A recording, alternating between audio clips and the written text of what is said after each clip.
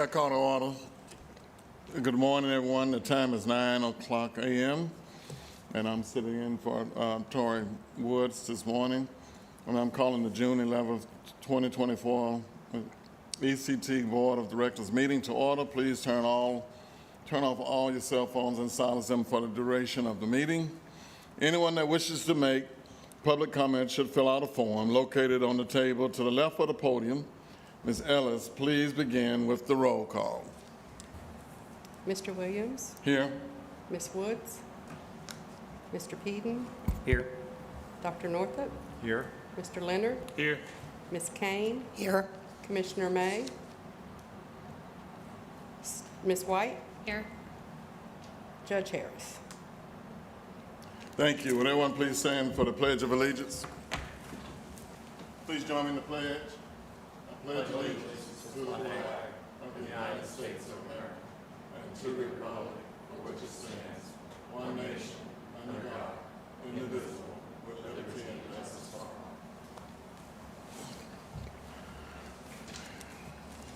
Thank you. Hope everyone has had time to review the agenda. We have one amended item on the agenda. The staff has requested that the amended agenda under programs, staff would like to add fiscal guidelines for fund programs with Tammy Abrams to present. Is there a motion to approve the amended agenda? So moved. Second. Any discussion? All in favor, please vote. Aye. Aye. Agenda is approved. Moving on to number 5, recommendations. Staff recommends the board approval for minutes of the May 14th, 2024 regular board meeting as presented. Is there a motion to approve? So moved. Any discussion? I'll second that. All, it's been moved and second. Any discussion? All in favor? Aye. Ms. Peden, you have the floor for your treasurer's report. Thank you, Mr. Chair. Today in your packet, you have the financial statement audit from Warren Averett. This audit was delayed a little bit. We were waiting on the Escambia County Board of County Commissioners to see what they do in terms of taking trust dollars or not. So it was delayed a little bit from a month or so ago, but we decided to move forward with it and get it out there. But happy to report there are no findings with this audit. It's a clean audit, and I just want to, that's a testament to Tammy Abrams and her work on our financials every month and keeping us in compliance, and so I appreciate that, Tammy. Also, you'll see, do we need to accept this or just part of our package, the audit? One time, okay. You'll see our financial report for April 2024. There were no unusual expenses or in there. You'll see, and Tammy, if you would, last month you mentioned, I asked you a question about our overhead, and would you mind explaining that one more time for the general public? So our overhead percentage, when we run these reports, the overhead percentage looks very high for that month because most of the provider payments have not been processed yet at that time. So we're just finishing right now paying the ones that came through for April. They were due by May 21st, May 20th. So we just finished processing them and paying them. So it looks like we're really high on admin in April, but that goes down as the provider payments come in. All right, thank you very much. Are there any questions of the financial statement for the month of April? Hearing none, I'll move this for file for future audit. Thank you. Thank you, Ms. Peden. We're now down to item 7, public comments. Before we move on to the business portion of the meeting, are there any public comments? Seeing none, we will move to the business portion of the meeting. The first order of business on the programs is the Executive Director has requested input and direction from the board with regard to ELC school readiness matching funds. Ms. Lindsay, you have the floor to discuss. Okay, before we go back, I think we need to make a motion and a vote on the finances. Okay, and I apologize. That's okay. No, it's fine. It's fine. Is there a motion to approve the financial budget presented by Mr. Peden? So moved. Second. It's been moved and second. Any discussion? I have one question, Mr. Temporary Chair, is when will we anticipate getting a similar audit? I assume this will be a yearly process, in that they were looking at books, and I understand the reason for the delay, but some idea of when this would normally be coming out? Yeah, normally we would have had it out to you guys in March.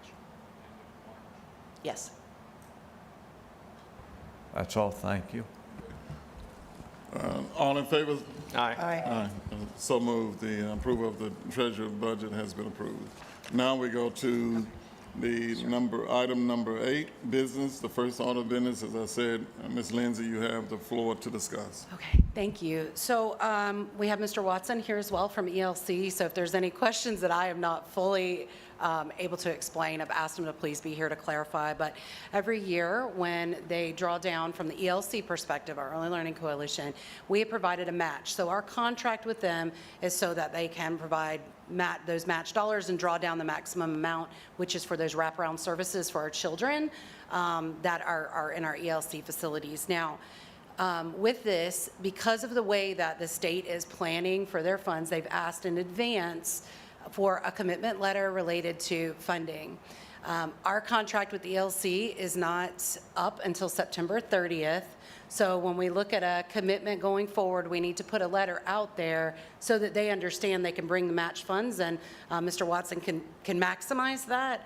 But it's for a fiscal year that's past our contract. So I wanted to have some discussion and clarification for all of you. Was not going to sign that without some conversation. We could sign it for the balance of what we have on the contract right now. However, that would not allow them to draw down the maximum amounts. So we would be looking at a letter of commitment. According to Mr. Watson, it's not legally binding, and I've had to do these for like healthy families in the past, saying, I'm going to draw down, I'm going to bring in $300,000 in kind in a letter of commitment. This is just a little bit more formal. So if you guys want to look at that, this is what we're being asked to commit to. We will, of course, reevaluate the second year of that contract later, around August. Let's see. It would be August and September. Thank you. Any discussion? Is there a motion from the board as to the direction Ms. Cannon needs to go? So move. Second. Any discussion? Is there a way to align the time periods between the two? As I understand it, that's one of the biggest things. The contract that we've currently engaged with the Early Learning Coalition will expire in September? September 30th, yes. September, whereas this program match that we're looking at would extend all the way until June of 2025, which is conceivably beyond the limit of the contract.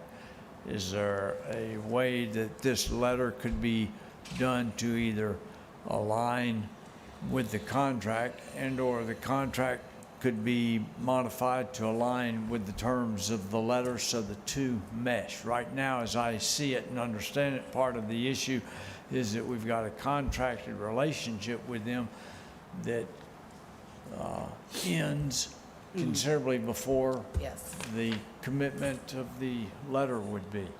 Yes, I mean, we've talked about that with a lot of our contracts they're off cycle, right, for the type of programming that they are. So we can certainly look at that as we go into year 2, only going through June, 2025, and then starting a new contract for year 3 for July 1. And then they would be on a June to July cycle, which I believe would match up.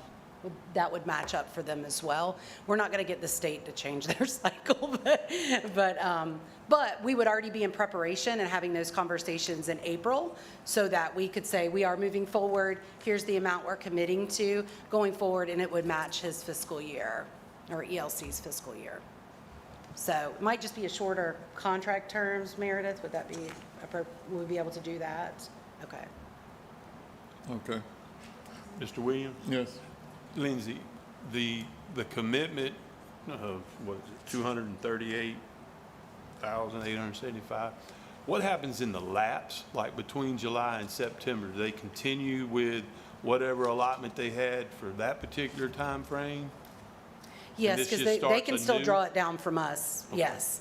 All right. Any further discussion?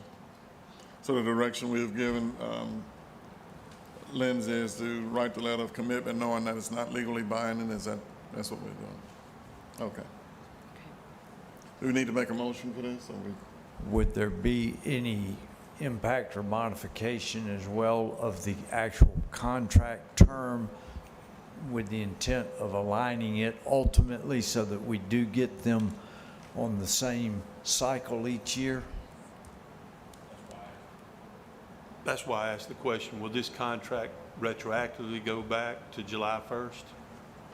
Like the No, I statement? think what we do is renew in October, but we finish out the term as of June 30th, and we'll do a new contract fresh for like a third year for July 1 to June 30, Okay.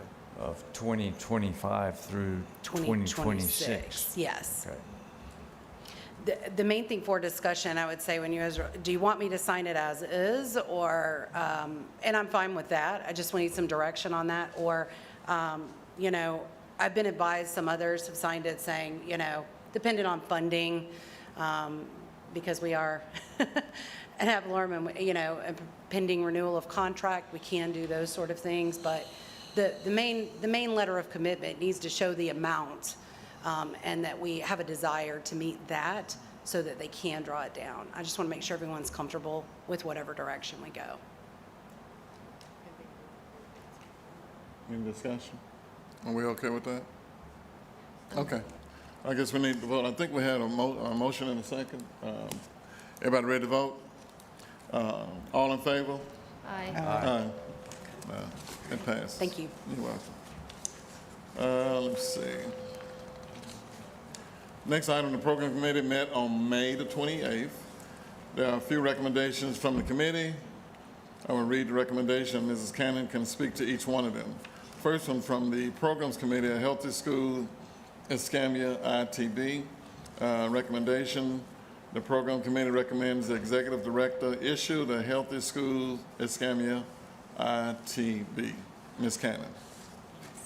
Very excited. This has been a lot of collective work. We have selected 2 schools to move forward. That will be O.J. Sims and Global Learning Academy.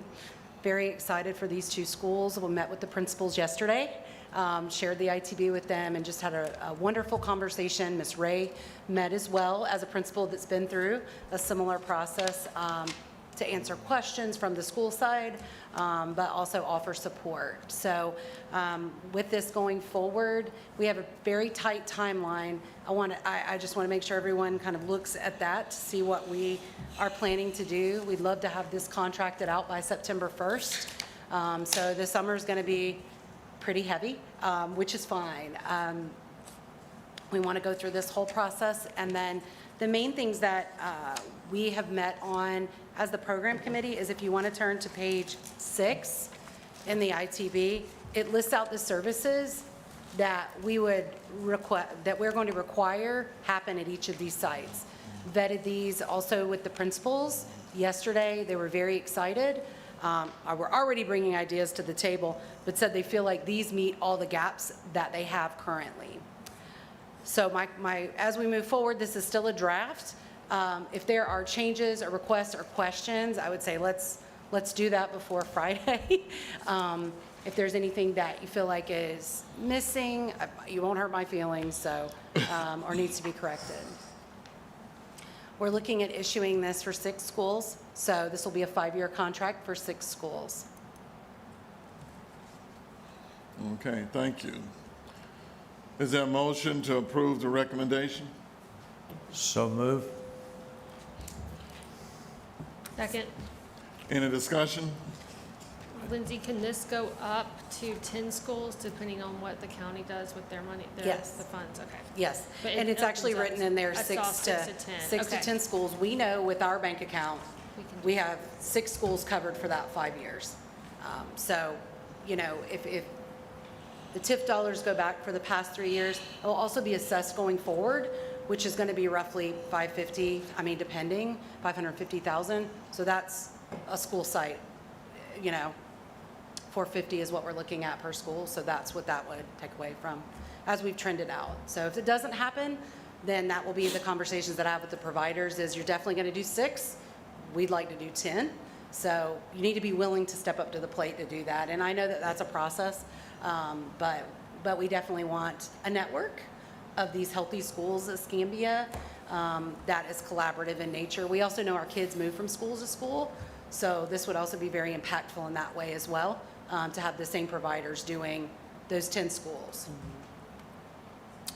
From a school district standpoint, I tell you, we're very excited about it. We think this is a major investment in those corridors of concern that, you know, we went over with this group earlier in the year. This is just the beginning of doing some very positive work in many of our schools. This is at 32505 and the other section of that corridor of concern. So we're excited and really looking forward to the partnership. Mr. Chair? Yes. Yeah. What's the thinking between 3 years and 5 years? Why was 5 picked and maybe not 3 to see how it's going? Or I guess we have an out if something's not working right during this process? Absolutely, but these type of projects are going to have to be taken off bits at the time. So when you look at the list of it, on-site pediatric services, that's going to take a hot minute to get that built out and in there. Also, you know, dental, eye care, those kind of things have to be coordinated. So when you bring together partnerships like this, they need to have a little bit of time to plan how they're going to work together. Part of the conversation also was with the principals yesterday was to say, what's your priority list? What's your needs assessment in your school of where we would need to start with these services? So there will be a process where they're going to say, we need to start up. There's going to need to be funding to help them start up, hire, supplies, whatever it is they need, and then start to implement those services. We're dealing also with neighborhoods that have very, very low thresholds for trust with the community and with schools in particular. So you have to build that over time. I will tell you some of these schools, well, 2 of the schools that I've worked with directly with a community partnership school model increased a school grade in 1 year, but it's keeping it going because there's that, well, school grades are a complex thing, but there's a gap there. And what happens is when they hit the C point, they lose all their resources. So you've got to have these in place to kind of cradle that. But families coming to the table and utilizing those services, trust is built over time. Okay, thank you. And to let them adjust and decide which ways to go are best, because what you might do for GLA, Global Learning Academy, may not be the same that you would be tackling at Sims. Did I answer that question? Yes. Okay, all right. Ms. Cannon, you said the goal was to reach 10 schools. Yes, sir. And what time period was that? We're looking at that over a 5-year period. So with this ITB, we want to do 6 schools within the 3 years and then give them 2 years post. All of our contracts, of course, are renewable annually, but we would definitely want to do it over 5 years. We can't do 6 or more than that. Obviously, we're going to be up for vote at that point, so we cannot commit contracts past that. But I will tell you, the type of partnership that you're asking for, a longer commitment is what's going to make it work. Short commitments are things that are varying, and you can't really plan ahead for what's coming down the road without it. Those schools have been earmarked already, the ones potential? I'm sorry. The potential additional schools have already been identified? Yes. Possibly, okay. Yes, sir. And then we'll address those as we go along. We're going to definitely need to seek the feedback of the school board and Mr. Leonard to tell us what are the next 2 schools. So this year, we know it's O.J. Sims and Global Learning Academy. What are the next 2? And I imagine y'all are going to have to make those decisions based on performance and what's happening in those schools, especially related to your data that you continue to dig around absenteeism and truancy as well as, you know, performance. Okay. Was it, Okay, go ahead. so was it my understanding, impression that Ms. Ray has some particular experience and certainly will bring additional resources to the trust in implementing this specific program? Yes, sir, and type of actually, program? yesterday, she was with us at the meeting with the 2 principals as someone that has been through a process like this. She started talking to them about how you can start to look at what your needs are a little bit differently when you have someone helping to support you. She's also lined up appointments when she starts with them to go out and do a site visit at Weiss so they can kind of see the full picture of what, this could look like 8 or 9 years down the line. However, where do you start? How do you start revisualizing your space? And if you're losing, turnaround dollars or coming out of turnaround status, they don't know that they're going to be there yet, but if they are, what are they losing and how do they work with their funding that they have to match what the trust can bring and those partners can bring to the table to make it a fully blown support system. Any further discussion? Thank you, Mr. Chairman. Lindsay, a couple quick questions. So there's individual needs assessments in different schools, I would assume? Yes. Because the needs would be different. Yes. They would need to assess that. I don't know that it has to be, and I'm going to let these providers decide how they want to do that. But meeting with the general community, those parents that are in that school, the principal, having that full look at what they're saying they need is something that they need to be drilling out during that planning time so that they have it's not just one-sided when we're one-dimensional when we're looking at what services go in. So they would kind of set their own goals, or we set the goals, and how do we measure them? So we have very specific, so when you see these 10, these 8 that are on page 6, they're going to have to implement all of those.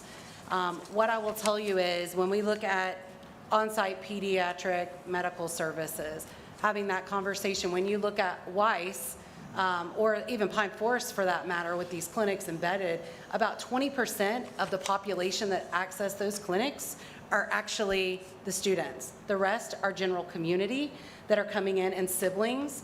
So looking at a little differently on what that health provider believes that will look like and what they can bring to the table, it's going to really depend on what partnerships they have and what that looks like. So we have very specific in the rubric, which is at the very end of this part. You can look at how we're asking them and going to evaluate them in their proposal as well. And so in terms of the medical, we're just supplementing if they have insurance. Yes. And those services, they have Medicaid. Absolutely. So- It'd be gap funding.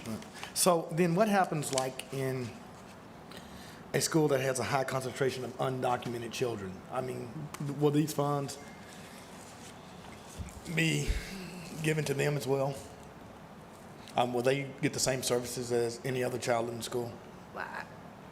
Yes. They There's still will? kids in our school. I don't know if there's any official rule around that, but any medical provider is going to serve kids that are in that school. So, Okay. but they may not receive reimbursement for that, and this might be a case for reimbursement for a medical service. But we would need to ask them, and that's a really good point. I can bring that up. Next week, we're going to be having a meeting with all the providers. Those are things for them to consider.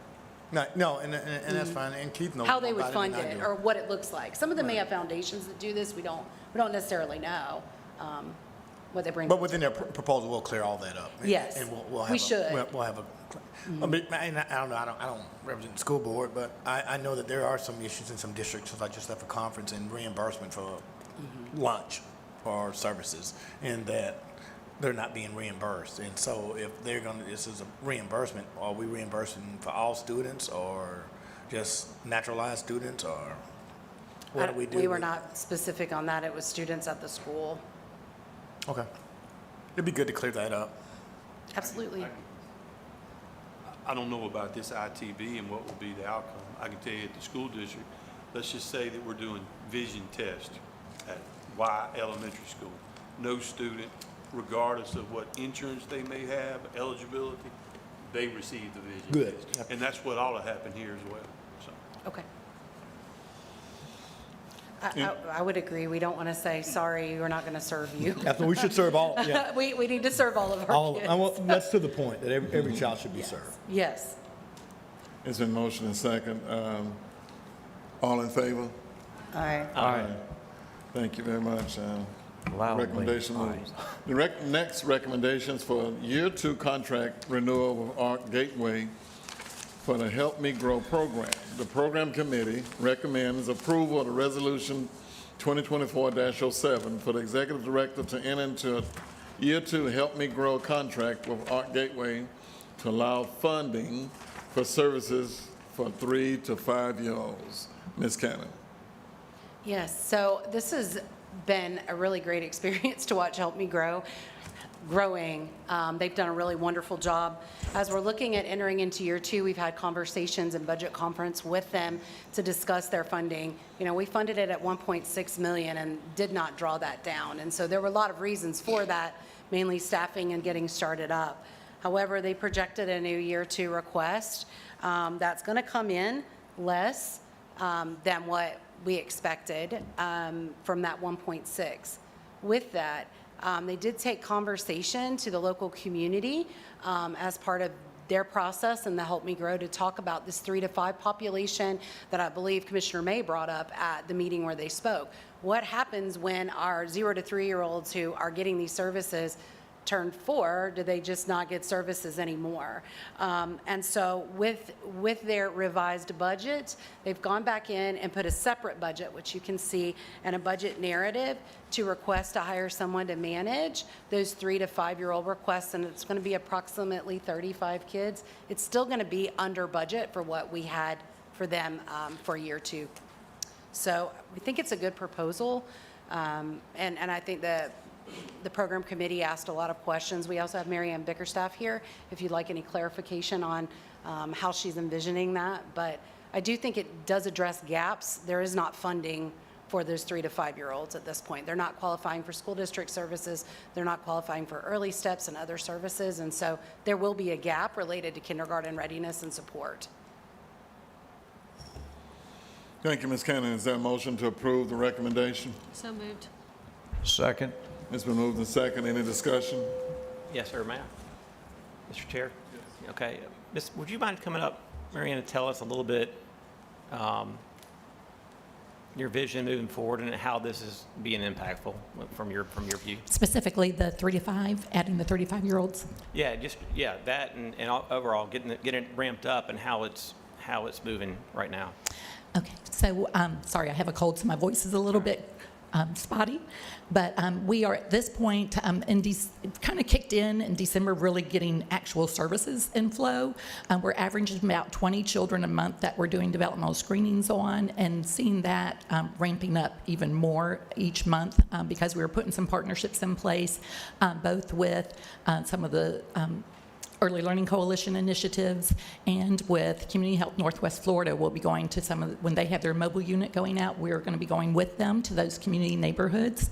Another component that we're adding in partnership this year is a training that we'll be having in August called Parent Cafe, and that already have Early Childhood Courts, the Early Learning Coalition, a couple of other partners that are getting back to me, Early Steps as well, where we will have both professionals and parents trained on this model that builds on protective factors for families. And the model is that you have these kind of relaxed cafe sessions. You target going to, say, maybe a community center, maybe a neighborhood housing community, maybe at the school where we're doing some of these initiatives. Where I think last week I heard at Oakcrest, the majority of the kids that are coming for the health care are in that birth to 3 population. So we're like, okay, we need to be there. And so what you do is through those cafes that you get trained on this series of questions that you can bring forth as a topic of discussion, but you have in a very relaxed atmosphere. So the parents who are trained in this with us are first table leads, where they're kind of leading the conversation within a small group of 2 to 3 other parents, but eventually we'll build the skills to where they take over and have these initiatives. So it's building stronger family ties within communities and building their strengths for those 5 protective factors. We have now 29 children enrolled in our developmental intervention services and are averaging about 5 new kids referred each month for those services. We have had, just with our services, about 6 kids that have turned 3 during that time that we've had to stop services for, and the parents have been like, what are we going to do? Because they are not delayed enough to qualify for ESE pre-K. Some of those children have autism diagnoses, and so the parents are especially concerned because it's difficult to even get ABA services right now in our community. All of the allied health services are very restricted. I have 100 kids on my wait list for speech therapy as we speak today. So being able to have someone who can do some developmental monitoring with them is key. We've had, since December, one of the kids who was enrolled in our services, the transition was that he was in early steps, no longer qualified at 2 years of age. So we picked him up for Help Me Grow developmental intervention. And a big piece of his need was being able to communicate and interact with other children socially. So we integrated parent-child play groups, and he's been in those for 4 months now, and we are able to discharge him. But what we will do is care coordination will still follow up with the family on a sequential basis to do developmental screenings ongoing so that they don't fall through the crack. With our 3 to 5 population, I have data from early steps about the number of children who either aren't getting to the eligibility testing with the school district or that they've never connected with to even get enrolled in early steps as well. And so through our care coordination efforts, we will be focusing on trying to find those children and being able to get them into the services. Very good, thank you. I have a question. Yes. And the providers, I guess it's providers, are the people you plan on bringing on staff, and there are 3 different areas that is needed. Am I reading that correct? An occupational therapist, physical therapist, and a speech pathologist? No, we will be bringing on one additional developmental One additional? interventioners. Oh, Yes. okay. And actually, it won't be a caseload of 3 to 5s. It'll be kind of spread. That equivalent of one caseload will be spread because some of those children are already with a developmental specialist, and we won't change them to another person because we want to keep that continuity. Okay, all right. But it will require one more caseload. Well, and in your packet, sorry to interrupt, you'll see we had asked from the program committee for a breakdown of what the sub-awards were, so sub-grantees or subcontracts. So you'll see those where Art Gateway has broken those out. So you know exactly what, that line item looks really big, Right. but you'll be able to see exactly what that is and what they're contracting out for in your packet. Okay, thank you. Similar to our staffing issues, one of our subcontracts with Children's Home Society for counseling for the Healthy Families Program. And as of June 3rd, they've finally been able to hire someone to fill that position. So we're happy that's going to be able to be impacted this year. Any further discussion? It's been motion and second. Let us all vote. All in favor? Aye. Aye. So moved. The recommendation is approved. And now we have 2 scope of work changes for contract programs, Gulf Coast Freedom Schools. The program committee recommends approval of scope of work changes as presented by Gulf Coast Freedom Schools. Ms. Cannon. So as Gulf Coast Freedom Schools is our summer program. That's all they do is summer programming. Last year, and actually through the approval process, they were awarded a contract in conjunction with University of West Florida. It was a partnership effort. At the last minute, I was not here, so I don't know what happened, but there was a severed relationship there. So Gulf Coast Freedom Schools went forward with their portion of the program and served last year. So when we were renewing the contracts this year and looking at end of the year data, obviously we know we're working with our providers right now that are getting end of the year school data, but theirs should have been complete. And when we looked at it, it did not match their Exhibit B that really showed their scope of work. So we met with Tori, who is the executive director over there, and asked, what do you actually do as Gulf Coast Freedom Schools? What was UWF's part that's no longer a party to this, and what is what you actually do? What we have found through this process is that they are combating summer slump. They're working on social emotional learning, conflict resolution, a lot of those type of things. They really recruit kids to come into this program. So although it's educational, it also is building a safe place for them to be throughout the summer and learning some vital life skills. Now, that is not what was funded. So I want to be clear from that first year contract, that's not what you funded by itself. So we went back with Tori and worked through this. This that you're seeing in front of you is actually what Gulf Coast Freedom Schools does. This is what they measure. This is what they look at. So they are already in program. and have been working on this, but I don't want any misnomer or misinformation out there saying these kids are supposed to move up a grade level in reading in this 6-week program. That's not what this is. This is keeping kids from going backwards. There was some concern from the program committee around that and looking at it going forward. But as we're looking at their contract that they have, these are not the outcomes that were specifically in there, but we do need to, I feel, amend their contract to show what they're actually doing so that it is measurable.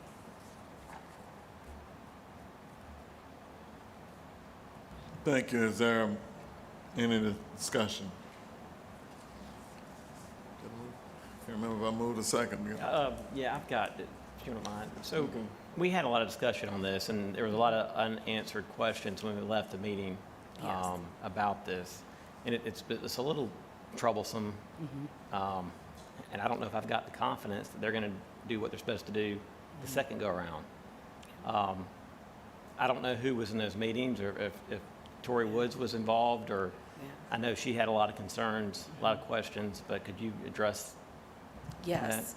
I've actually followed back up. I did get an email from Mr. Jones this morning giving details around salary. Some of the questions in there were, who are you funding? Because a big part of UWF's proposal was like 100 volunteers, which were actually going to be, I think, like people coming out of the teacher certification or, summer work like that, to work and mentor these children. And so with that part gone, what does it actually look like? So we are going to have to go back and do a budget amendment and address that.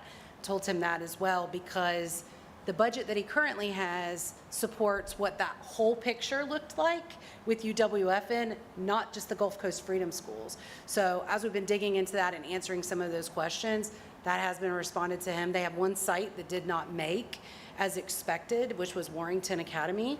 He had a relationship with the prior principal. That principal is no longer there. There's a new one, and they're not going to extend the space. So they are going to be serving less kids. So we have to also not only look at what they're really doing, but also reevaluate that whole budget and get that trued up as well. Is there a motion to approve the I'm recommendation? sorry, Oh, Mr. I'm Chair. sorry. So I'm when sorry. UWF dropped out, and I don't know the communication that took place, or I mean, Kim Krupa was here, but was there communication that, hey, they dropped out, this is not going to be any backup? I'll let Tammy might.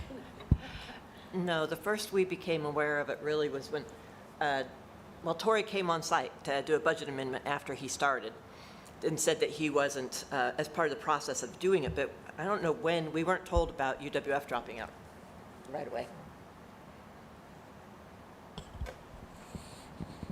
I do feel like it's something we should have had discussions on following that summer. I mean, that's just where I am. Or as soon as we knew, we probably should have pulled it in. I feel like there was a step missed.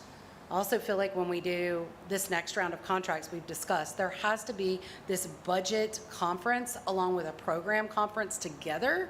So you're discussing outcomes, you are discussing finance and how contract align. This is an example of someone that's got a national model that's working in a variety of places. They go through very specific training for it. So it's a great model. But how do you make that match the local funds and communicate with a funder when things aren't working? And if you did communicate, if you guys are all looking stunned, it was not brought to your attention.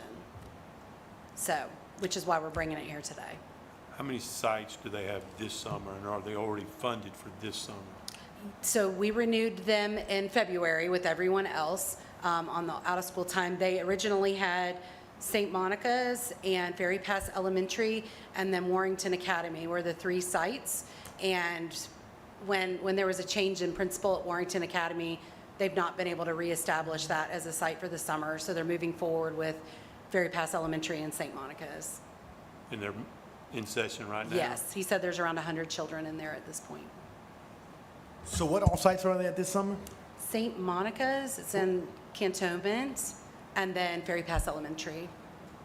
So they're no longer at Global? No, not this year. I would prefer to get more information before I vote. I don't know how the other people feel. I'd rather, right word, table it, We can, That's what yeah. okay, that's what I prefer. Okay.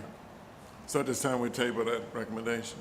Yes, and we can Okay. bring it back to the program committee with the financials as well, looking at that. So Tammy's going to do a deep dive with him as well for trending that out and understanding how that actually works. Okay, thank you. Meredith, what do we need to do with that being under our business and all? Do we need to have a motion to table it or anything, or we can just vote or anything of that sort, or? Yes, it would be a motion to table it. Okay. Okay. So All it's right, thank Make a you. motion to table. second? All in favor? Aye. Aye. So recommendation for Gulf Coast Freedom Schools will be tabled to further notice. Our final recommendation is chain reaction. The recommendation, the program committee recommends approval of scope of work changes as presented by chain reaction. Ms. Cannon. Yes, so we've had several, several meetings with Ms. Fairchild. Lessons learned from the first year in her program. She's done it very successfully for almost 20 years, working out of Pensacola State. And as she went into Pensacola High School, found some real challenges with engagement and enacting her program in the way that she's traditionally done it. It's taking her and her staff about 2 times as long to do one session as it would, or as she had it planned. So she's really looked at her program, and the intent is still the same. There's not going to be a different type of chain reaction, but what she looked at was reducing the number of students because they need more intensity with staff time than some of her previous program. She also has reduced her budget and reallocated that as well to what she feels like she needs going forward. So her 2 sites for this summer and moving into the school year are Pine Forest and Pensacola High. She's already got a great foothold in Pensacola High. I know we've had a shift in principal. She already had a previous relationship with that principal and is connected. I'm very excited to grow that more at Pensacola High and is connected with the community partnership school team over at Pine Forest. So she's got a good foothold, but she really needs to reduce the number of kids that she's going to serve in this program to make it effective. And then she's also corresponded her budget accordingly.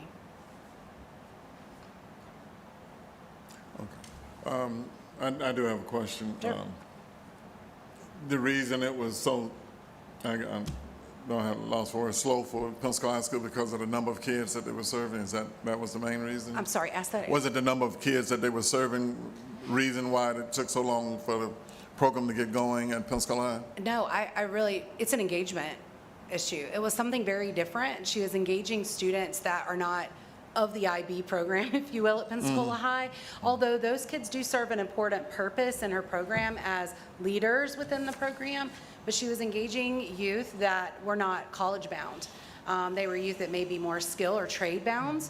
And that became a very different shift in the way that she connected with them and brought them to the table. And so engagement was a real challenge. So I think she's got anywhere from 20 to 30 youth at this point and expanding it through the summer, keeping engagement opportunities going, but looking to expand to 40 at that site for the coming school year. So she got a foothold, but she will tell you she learned a whole lot about how she needs to present her program to a different population of students as she proposed in her proposal. Okay. So the engagement meant they were not attending, there was an attendance problem, or? It was all there of an the activity above. problem? It was all of the above. She would have them come in. Some of it was a little bit too fast-paced regarding the type of curriculum that they're doing and the conversations. For example, they do a personality profile. Have you guys done True Colors before? You know, those kind of things. I watched her do this, and she did it in an hour with some of her higher college-bound type of students. When she went to do this at Pensacola High, she said she had to break that up into 2 sessions so that she felt like they were fully grasping that and understanding how to apply that. That's just one example of some of the things that she does. But she was definitely targeting students that were not college-bound, and so that's a shift in mindset for chain reaction and how they engage students. So the original scope for chain reaction was college-bound students, or was it engaged for all students? It was just all students. Okay, so I mean. But it's our not a big requirements, of course, are, for our out-of-school time, are serving underserved youth that meet our parameters. So she's definitely got to target that part of it. Right, you know, well, I'm saying there's a change of scope. I mean, it was never my understanding that it was targeted for necessarily college-bound students. It was underserved students and at-risk students that I thought originally. So I'm just wondering what's changed? What's the scope change? I mean, is the engagement, what, is it just attendance or all of the above? Because it was always intended to get those children who may not necessarily be college-bound. Well, and some of the problem with the attendance was they would have several come for one, and then there would be not showing up. So they actually increased their dosage to the school. So rather than going in one afternoon or, one day a week, they're actually going two. So they have more touch points with those students, and they found with that, that's a little bit of a change to their program, because they usually do it once a week. Did it twice to try to up that engagement, and that's been working for them. So that's their intent going forward, is to increase their time spent with the students that might not be necessarily program, but relationship-based. So it's not limited to students that are not college-bound. We still have underserved that are. The kids that were coming to the table that she was working with were ones that were probably going to be trade. However, being engaged in this process, she also believes they might change their mind and might start working toward some of those college opportunities as well, which is what they're really there to do. Okay, Did I answer your question? Does that make sense? sort of, but I'll talk. So, Yeah, yeah. I mean, Kristen can definitely, I know she's not here, but she could definitely explain it to you. But it's been multiple conversations, sitting down and talking through this process, because it's been very frustrating for her and her organization, I think, moving forward, because they targeted, 115 kids. They know they're not going to reach that, and they don't feel like it'll be effective. What she's seeking to do is bring that down to a measurable level where we do have good attendance, we do have that ability to engage these students ongoingly for the dosage that they committed to. But with the larger population, she just doesn't believe with the way that they're staffed, it will happen that way. And how are those students chosen? I'm sorry, I couldn't hear you. How are those students chosen? How were they chosen? That was my question as well. Well, it's put out through, I believe they work with the guidance counselor at Pensacola High. So those are the ones that kind of start that referral process from the school. But also kids can self-refer, and what we found also, our students that are engaged are bringing their friends to it as well. So it can be a variety of different ways. No, actually, I've always supported chain reaction, but here's the most at-risk and most vulnerable population are those who we should really be the most targeted. And so they come with the most challenges. And so Yep. obviously that's why we are funding Children's Trust. So, I mean, I just want to make sure that those most at-risk students at Pensacola High School, because they have those challenges there, are having access, and those are the ones that are being recruited and retained, because recruitment's easy, retention is difficult. Absolutely. Well, and part of that is when they go into our SAMIS system, they have to qualify them with our standards as well to be counted and served. So you'll be able to see that data very easily. Thank you, Mr. Chairman. Mr. Chair, so help me understand Okay. that these agencies, and I appreciate the work they do, but if we're funding them, is it by person? Are they getting their full amount, but they're not meeting their measured goal? We're still paying them. It's like they don't come to us earlier and say we're not, they keep taking the money, but they're not doing what they're supposed to be doing. Do I have that wrong? Or are we I don't doing it by believe you do. dosage? Or are we just giving them, let's just say, we gave them a $10,000 contract, and then it comes up, well, I really didn't meet those goals, I really needed 2,000 of it. But they don't tell us a long time ago, they keep taking our money. So what's the, am I wrong? No, Is you're that- not, and that's exactly why we've been doing the deep dive that we've been doing and bringing these things to program committee, because that is what we're seeing, is not understanding how you work a relationship with a funder when things are not going the way that you proposed.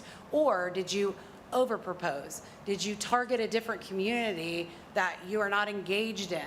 So part of our process internally is reviewing that data monthly. Rick's one that's really involved with it and following up. Where's your attendance data? What am I seeing here? And we're evaluating that internally and bringing them to the table when we're seeing those things now, rather than we're not going to go months on end and not address this and continue to Right. repay. That's why Gulf Coast Freedom Schools is on our list today, is because we are looking at those very intently and saying, if you're not going to meet the measure, then we need to reevaluate your program, your contract, and also your funding.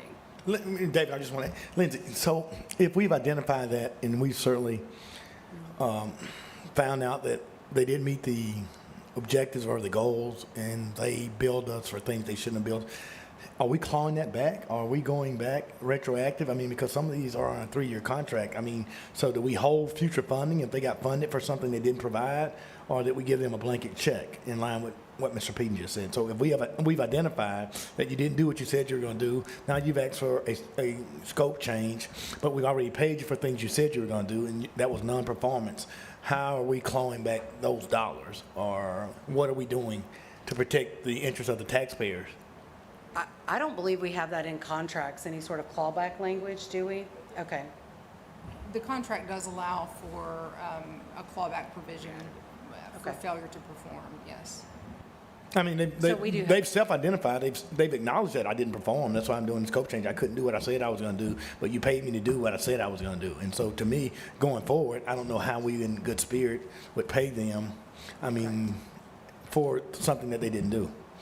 Don't we, isn't this reimbursement? So shouldn't we, Mm-hmm. before we can give them a check for reimbursement, shouldn't it be Yes. verified that you're not gonna get this check for reimbursement unless you've done what you said you did? or Correct. do? And that's why we're evaluating that prior to, so part of our approval process for finances. No, these are great questions, but part of the approval process is they'll go in and submit their receipts and all of that. It goes through a process that's validating that, then it actually goes to the data team, so Rick's looking at it and comparing what they've entered into SAMUS before that can even be approved to go to Tammy to really evaluate the reimbursement. Is it appropriate? Does it meet the scope of what their budget was? So there's a and then it comes to me. So there's a 4-step process in reviewing that part of it to make sure that they are performing.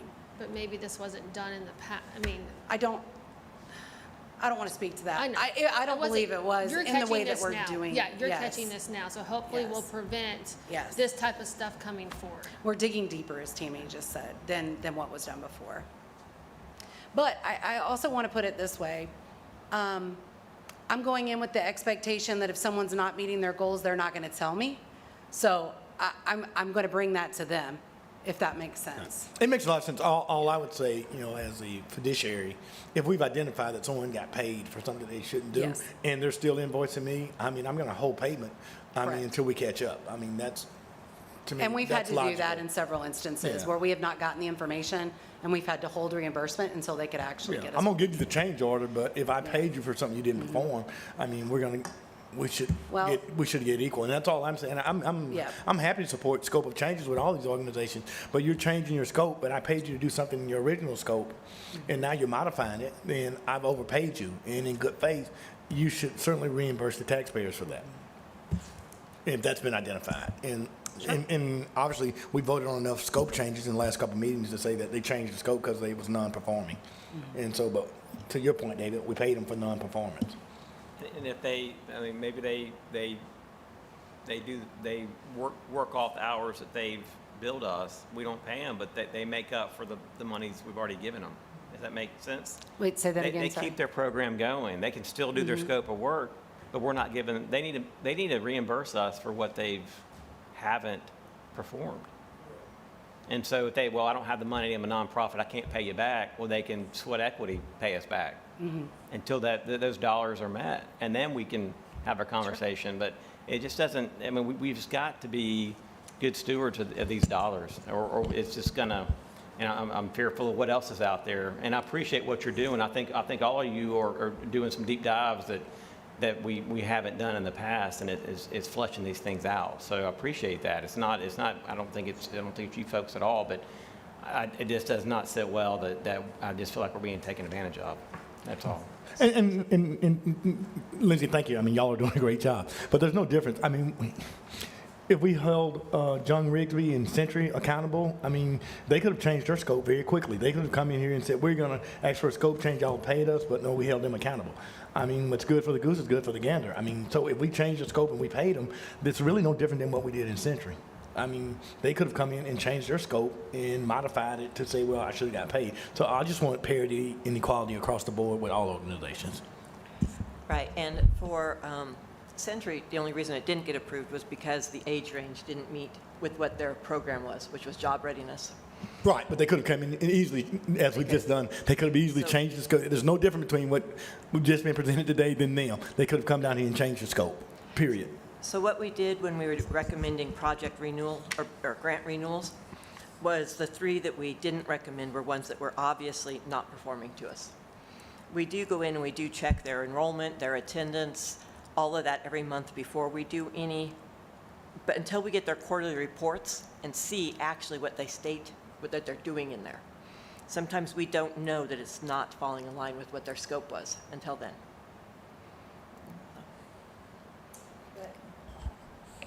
But on the program side, that's why we're going out and doing visits. That's why we're having regular meetings with them and having those conversations, and bringing them in and understanding what they signed up for. Is this working for you? Is it not? This is what we expect. This is what we need. And working with them in partnership. Some of them are smaller nonprofits and they don't understand that they're learning. Sometimes they're serving a lot more than what they're actually putting in. So we're seeing some of those type of things happening too, like give yourself credit for your data, make sure you're entering it. But we've also had some this month that came in late. And so we've had to go in and assess dollars from them because they're not invoicing and putting their information in correctly per their contract. Do not like doing that, but that is, we are being fair across the board related to that, so. Any more comments? Thank you, Ms. Cannon. Is there a motion to approve the recommendation? So move.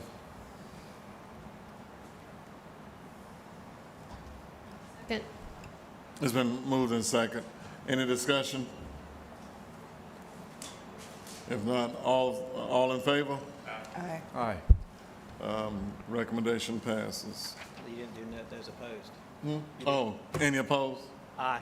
Okay, thank you. Thank you. I thought it was behind. And Mr. Chairman, and Tammy, Lindsay, it's not to the point, to me, there's not a big violation or a small violation. You know, if someone's not meeting the scope and the objectives, they're not meeting it, rather they're missing it by 1 or they're missing it by 100. And for me, as a board member, it has to be fair. You know, I mean, I can't come and say, oh, I made a mistake, so I want a scope change at whatever organization, and we've done that multiple times. And then other people, we say, well, yours was more egregious, so we're going to pull your contract. Well, that's not fair to me. I mean, if I gave one person a chance to change their scope, then I should have given Eric Dozier a chance. I should have given John, there was multiple people that we pulled their funding. We could have given them an opportunity to change their scope that we've done with other organizations. And just for me, as one board member, I voted for it, but I'm very uncomfortable with this and changing scopes and not allowing other people to change the scope. I'm okay if we're going to change scopes. We need to change it with everybody. And What so- I think we've been doing, well, since I've been here, we've been doing that and really looking at it that way. If they're not meeting and really diving into their end of the year. No, I'm not like, pointing what at is you. that? I know I'm that just we have saying, pulled like, contracts, We have though. the ability not to renew these. When I came in, we were already in the process of those being approved and signing those. So I couldn't really affect before that. So I'm kind of on the back end of that now saying, what's your contract? What are you going to meet? And how is this working? And if it's not, what are we going to do about it? Are you going to keep this contract? Are you able to serve the kids that still meet the population in the same way? Are you going to reduce your budget because you're not going to serve the amount of kids you said you were going to serve? So we're having to go in and have some of those really challenging conversations with our providers. It's just I wasn't here before, so I'm kind of doing it on the back end. Understood, that's fine. But yes, but no, these are the kind of things that we need to bring. And I just want to remind you all, you know, we don't have to do any of these changes. I mean, we can just say no, and we can move forward with not having those services. I would rather work with the people that are actually in our community trying to serve and figure out what's going to work best, what are lessons learned from year one, and how can we make this work. If it's not serving our population and what we need, then we can certainly move on from that. But we have people that are embedded in our communities now, and families are starting to recognize the support that they've gotten and need from that. And so, you know, is it better for us to have some hard conversations, make some changes? Well, that they're actually I'm all gonna for meet? trying to figure out how to make it happen, to not figure out how not to make it Yeah. happen. But I'm all about making Sure. sure that, you know, it's fair across the board. Well, and I think it has been. I haven't had anyone come to me that's not. The ones that we have brought are the ones. It's not on you, it's the board. No, but I mean, the ones that I'm bringing forward to you are the ones that we've identified challenges with. There are plenty that are, pinging on all cylinders, and they don't need a scope change, and they're doing the work as proposed, and don't need any changes to their program. Yeah, right. And I'm all about accountability, so it's fine. Okay. All right. Okay, moving on. Under operations, we have Ms. Abrams down for discussion of the fiscal guidelines for funding. Thank you. We took this fiscal guidelines for funded programs to committee, and they had just a couple suggestions that we needed to maybe amend or change. And this is the guidelines with all those changes incorporated. We developed this so that we could give it to all of our funded providers. It tells them very detailed information on how to do their budgets, what's allowed, what's not allowed as expenses. Like we have in here specifically mentioned that fundraising expenses, you can't request those for reimbursement. They can't use it for lobbying, those type of items. And we'll get into then the definitions, what can be included in each of our general ledger line items, what is included in advertising and marketing, what's included in accounting and auditing. So this is basically a guideline for our funded agencies, and we'd like to get it approved so that we can give it out to them. Thank you, Ms. Abrams. Is there a motion to approve the recommendation from Ms. Abrams? So moved. Second. It's moved and second. Any discussion? All in favor? Aye. And the changes is approved. The next item, Ms. Cannon, you have the floor for the executive director report.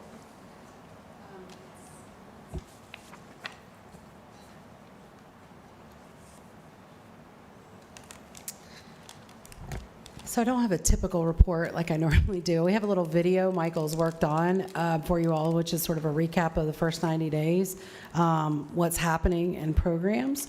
So I'm going to play that for you all. My updates, of course, have been what we've been discussing here today for the most part. So let me get this going.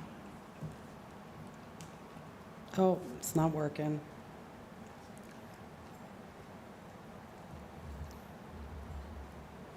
The volume's not on, Michael.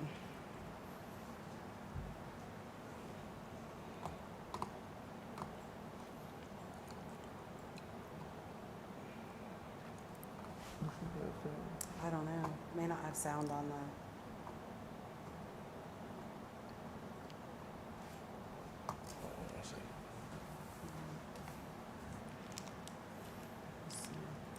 They may not have the sound on in the back, so my apologies. There we go.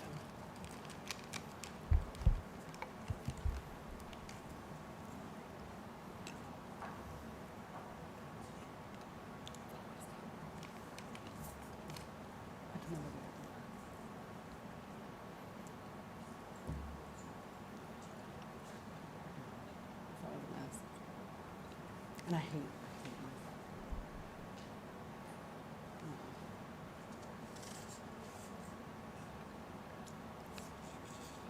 Where's she going? Hi. Is it me? Okay.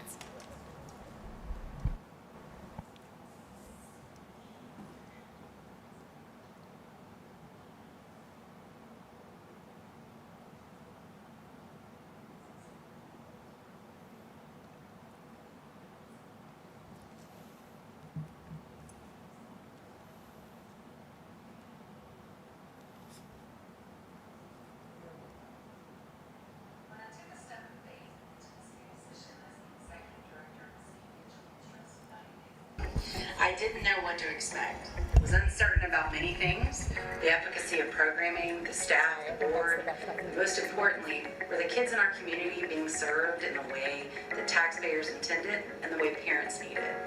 All valid concerns needed to be explored and addressed right away. As a nonprofit leader in our community for many years, I watched the trust from afar. I watched meetings, read media reports, and reviewed many publications that were produced by the trust. All these combined led me to speculate on what I thought was happening. But once inside these walls, I discovered what has not been shared widely in our community. I learned that we at the Trust were not sharing our story about the wonderful work occurring in our community and the true benefits to our most vulnerable children. As I reflect on these 90 days, we have accomplished many things that our team, including our board, want to share with our community. One of my first acts in my new position was renewal of out-of-school time contracts for a second year. I dove deep into this process, seeking to understand how outcomes proposed would be measured when the final quarter of the school year was not complete. How were we to evaluate what has not yet happened? As we reviewed our process, we found our challenge was the cycle of the contracts. Although I have read each grant proposal, outcome measure statement, contractual agreement, monthly collected data, and financial request for reimbursement, I had one thing missing, the visual. So we hit the road, touring all 15 of our Year 2 funded out-of-school time sites. What I saw at each site were engaged children. I saw caring adults addressing hard topics around bullying, self-esteem, and teamwork. I saw children running to hug the adults in their lives and telling them of accomplishments at school. I saw children who were shy showing out on the stages with gusto.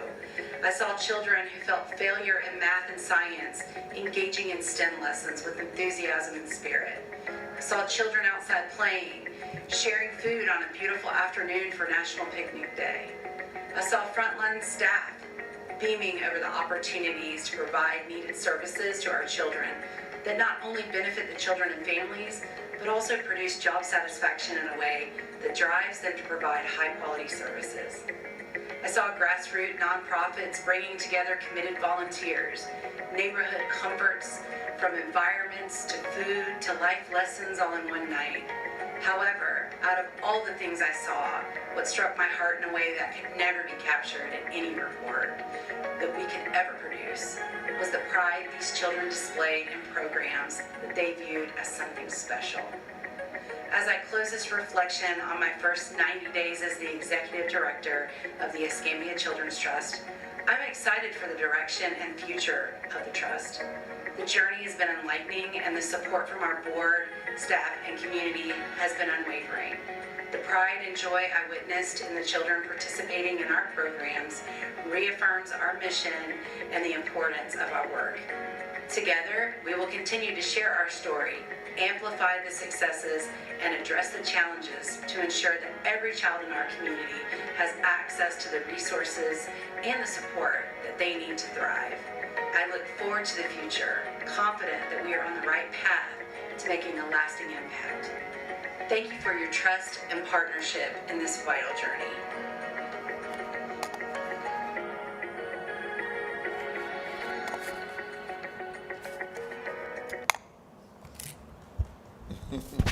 Everybody left, thank goodness. I hate to see myself on screen, so.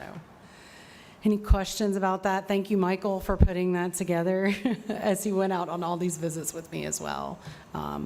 It's definitely been a wonderful journey so far. I know I made the right choice. Excited to be here, and I know we've got really great things coming, so. Any questions for me? Y'all have asked a lot of questions today, but if you have any more, let me know. Okay. Well, any comments? Thank you for the presentation. I enjoyed it. And it's been 90 days? Wow, it's a fast 90. Okay, next we have Legal Counsel Meredith Bush. Is there anything from legal report? Before we adjourn, are there any comments from the board or the staff? With no further business, this meeting is adjourned at 10:09 a.m.